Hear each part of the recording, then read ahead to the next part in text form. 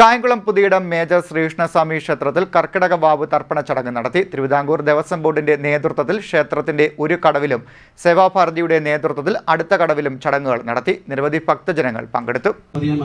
മഹാഗണപതിയെ മനസ്സിൽ നന്നായിട്ട് സങ്കല്പിച്ച് കർക്കിടക മാസത്തിലെ അമാവാസി ശ്രാദ്ധത്തിന് യാതൊരു തടസ്സവും വിഘ്നങ്ങളും ഇല്ലാതെ അത് പൂർണ്ണ സഫലമാക്കി തീർക്കണേ എന്ന് മനസ്സിൽ സങ്കല്പിച്ച് രണ്ട് ദർഭയും കൂട്ടി തൊഴുതു പിടിച്ച്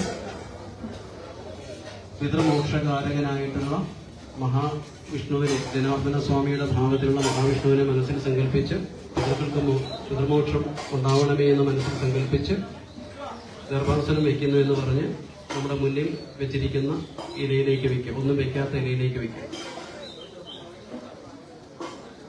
ശേഷം കൈ നനച്ച് ബാക്കിയുള്ള ഗർഭകഷ്ടങ്ങളും കുറച്ച് എള്ളുമ്പൂവും അരിയും ചന്ദനവും കൂടെ കൂട്ടിയെടുത്ത് നനച്ച് തൊഴുതു പിടിച്ച് കണ്ണുകൾ അടച്ച് ശ്രദ്ധയോടുകൂടി സങ്കല്പിക്കുക.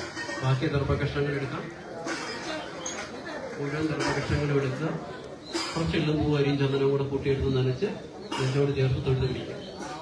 എന്നിട്ട് കണ്ണുകൾ അടച്ച് കർക്കിടക മാസത്തിലെ നിങ്ങൾ മനസ്സിൽ സങ്കല്പിക്കണം. കർക്കിടക മാസത്തിലെ അമാവാസി ദിവസം നിങ്ങളുടെ അടുത്ത ബന്ധുവിന്റെ മരിച്ച നക്ഷത്രവും പേരും നിങ്ങളുമായുള്ള ബന്ധവും ഇന്ന നക്ഷത്രത്തിൽ മരിച്ച ഇന്ന ആളായിട്ടുള്ള ഇന്ന ആൾ മുതൽ മാതൃവഴിയിലും പിതൃവഴിയിലുമുള്ള 7 തലമുറയിൽപ്പെട്ട എല്ലാ പിതൃക്കളെയും പിതൃലോകത്തു നിന്നും പിണ്ടദാനത്തിനായി കൊണ്ട് ആവാഹിക്കുന്നു എന്ന് മനസ്സിൽ സങ്കല്പിച്ച് പിതൃക്കളുടെ സാന്നിധ്യം വന്നു ചേർന്ന് പിണ്ടം പിടിച്ച് പിതൃക്കൾക്ക് മോക്ഷപ്രാപ്തി ഉണ്ടാകണമേ എന്ന് മനസ്സിൽ നന്നായിട്ട് പ്രാർത്ഥിക്കുക. പിതൃലോകത്തു നിന്നും ആവാഹിക്കുന്നതെന്ന് സങ്കല്പിച്ച് നിങ്ങളുടെ ശിരസിനെ ഇടത്തോട്ട് 3 തവണ ഒഴിഞ്ഞ്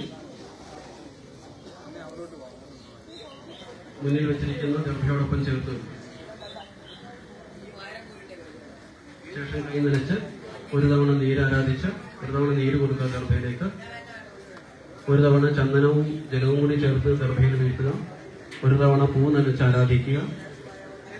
ഒരു തവണ എള്ളുവരി നനച്ച് ആരാധിക്കുക. വീണ്ടും ഒരു തവണ നീരാരാധിക്കുക. പിന്നീട് 3 തവണ നീരാരാധിക്കുക. പിന്നെ പൂവും ചന്ദനവും എള്ളുവരി എടുത്ത് നനച്ച് ഇടത് കൈയിൽ വെച്ചിട്ട് ഇടത് കൈയിൽ നിന്നും 3 തവണയായിട്ട് അതിൽ അർച്ചിക്കുക. സ്വല്പം എടുത്ത് ഇടത് കൈയിൽ വെച്ചിട്ട് ഇടത് കൈയിൽ നിന്നും 3 തവണയായിട്ട് അതിൽ അർച്ചിക്കുക. ആ ബന്ധു മുതൽ മാതൃവഴിയിലും പിതൃവഴിയിലുമുള്ള 7 തലമുറയിലെ എല്ലാ പിതൃക്കൾക്കുമായി കൊണ്ട് അമാവാസി പിണ്ടദാനം നടത്തുന്നുവെന്നും പിണ്ടം പൂജിച്ച് പിതൃക്കൾക്ക് മോക്ഷപ്രാപ്തി ഉണ്ടാകണമെന്നും നമ്മുടെ കുടുംബത്തെ ബാധിച്ചിരിക്കുന്നതായ എല്ലാ പിതൃദോഷങ്ങളും നീങ്ങി കുടുംബത്തിൽ ഐശ്വര്യവും സമാധാനവും ആരോഗ്യവും എല്ലാം ആയുസ്സും എല്ലാം ഉണ്ടാകണമേ എന്ന് പ്രാർത്ഥിച്ച് പിതൃക്കളുടെ പ്രീതിക്കായിക്കൊണ്ട് മനസ്സിൽ നന്നായിട്ട് ശ്രദ്ധയോടുകൂടി അവരോട് പ്രാർത്ഥിച്ച് അമാവാസി പിണ്ടദാനം നടത്തുന്നു എന്ന് പറഞ്ഞ് വലതുവശത്ത് കയ്യിലെ ചൂണ്ടുവിരലിനും തള്ളവിരലിനും ഇടയിലൂടെ ആ പിണ്ടം ആ ഗർഭയുടെ മുകളിലേക്ക് സമർപ്പിച്ച്